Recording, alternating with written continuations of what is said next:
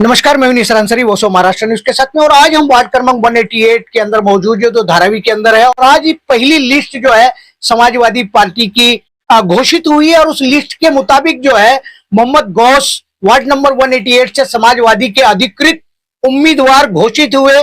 आज उनको AB form भी मिल गया है, उनसे कुछ चर्चा करेंगे। गौस मोहम्मद जी, वॉइस ऑफ महाराष्ट्र में आपका स्वागत है। और आज आपका जो टिकट डिक्लेयर हुआ, आपको एबी फॉर्म मिल गया है, उसके लिए आप क्या कहोगे? पहले तो अस्सलाम वालेकुम, नमस्ते सबको।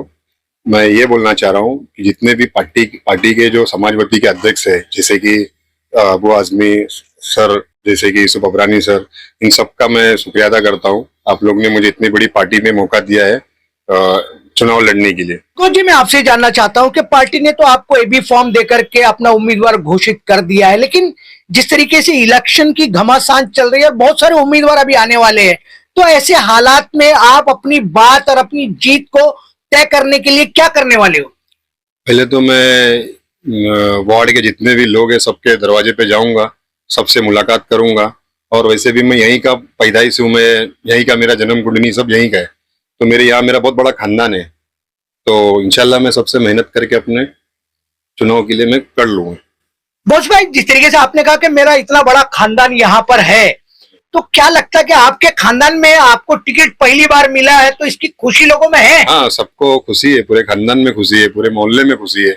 जो लोग मेरे आए थे सभा में, इतनी बड़ी सभा हुई थी, इसमें लोग आए थे, सब खुश है अभी अल्हम्दुलिल्लाह। बस अभी आके देखते हैं। तो सभा में जितनी बड़ी ताकत आपने यहाँ पर दिखाई थी, अबू आसिम जब आए थे, तो क्या लगता है कि मुझे ऐसा महसूस हो रहा है कि आपके खानदान के ही जो है कम से कम 1,500-2 हजार वोट तो जरूर होंगे। बाकी जो है वो आप लोगों तक कैसे पहुंचोगे, अपनी बात कैसे ले जाओगे? सबके पास ले जाऊंगा बात। हर एक के डोर कैंपिंग करना है, सबके घरों में जाना है, सबसे बातें करना है। जो पिछले जितने भी जो आश्वासन देके गए, वो सब चीज ठीक करना है, सबको हौसला दिखाना है, सब करना है। तो इससे पहले नेताओं ने आश्वासन दिए, ऐसा क्या लगा आपको वार्ड के अंदर के ये चीज होनी चाहिए थी और वो नहीं हुई?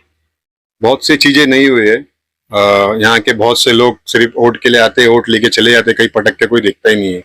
तो ये सब चीज, मैं तो मोहल्ले का हूँ, इस बार इंशाल्लाह मैं तो मोहल्ले की तरफ से पूरी कोशिश है हमारी पूरे, क्योंकि मुझे मोहल्लों के लोगों ने ही खड़ा किया है, तो मैं सबके लिए अच्छा करूंगा इंशाल्लाह। गौस भाई, मैं आपसे ये जानना चाहता हूं कि पार्टी ने तो आपको उम्मीदवारी दे दी, एबी फॉर्म दे दिया है, लेकिन जैसे जैसे इलेक्शन आगे बढ़ेगा, इस वार्ड के अंदर हो सकता है कि बहुत बड़े बड़े पैसे वाले ताकतवर लोग आएंगे, तो ऐसे लोगों से आप कैसे निपटोगे आने वाले समय में? पैसे वाले एक ही बार आते और चले जाते। मुझे तो लोगों का दिल जीतना है। पैसे से क्या करना है? कोई पैसा दे के कोई वोट खरीदता है, कोई लेता है, तो उससे कुछ मतलब नहीं है। मैं लोगों के लिए लोगों का दिल जीत लूंगा। मैं नहीं, ऐसा आपको क्यों भरोसा लगता है कि मैं लोगों का दिल जीत ही लूंगा?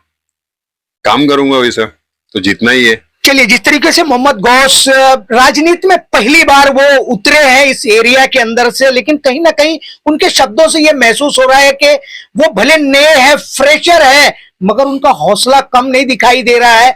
और उन्होंने यहाँ पर जन्म कर्म होने के बावजूद जो हालात को देखा है हर गली मोहल्ले की, कहीं ना कहीं लोगों के अंदर भी एक आशा जाग रही है कि अगर गौस जैसा व्यक्ति हमारे बीच में चुन करके आया, तो हो सकता है कि हमारी भविष्य बदलेंगे, हमारी गलियां बदलेंगी, हमारा एरिया बदलेगा। और इसी को लेकर के जो है उनका पूरा कॉन्फिडेंस दिख रहा है कि मैं जनता के पास जाऊंगा, जनता को खुश करूंगा और अपनी बातें रख करके जनता से निवेदन करूंगा कि मेरे जैसे उम्मीदवार को आप जिताने का काम करें। ये जनता का फैसला है, जनता जिताती है या हराती है, जनता के हाथ में होता है। लेकिन आने वाले दिनों में रिजल्ट बड़ा दिलचस्प होने वाला है, उस पर भी हम चर्चा करते रहेंगे। गौस भाई, आज के नॉमिनेशन को लेकर के और एबी फॉर्म को लेकर के आपने वॉइस ऑफ महाराष्ट्र से चर्चा की, उसके लिए थैंक्स और धन्यवाद।